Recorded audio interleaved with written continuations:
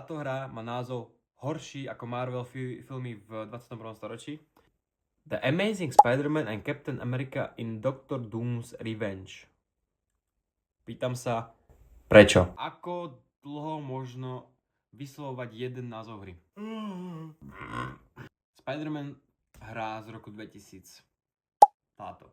Túto hru vyvinulo štúdium Neversoft, tí istí typci, čo vytvorili túto hru, a preto sa aj v tejto hre objavuje Spidey ako tajná postava. Túto hru zastavoval Stan Lee, čo pre fanúšikov Stanleyho bol obrovský zážitok, keďže PS1 nezvládala vykresovať celý New York, mesto bolo zahalené v žltom smogu, aby vývojári nemuseli renderovať budovy až po zem.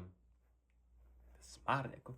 Ako ďalšiu hru z roku 2002 tu máme Spider-Man, podľa filmu s Tobey Maguirom, Spider-Man Shattered Dimension, Amazing Spider-Man, Noir 2099 alebo Ultimate.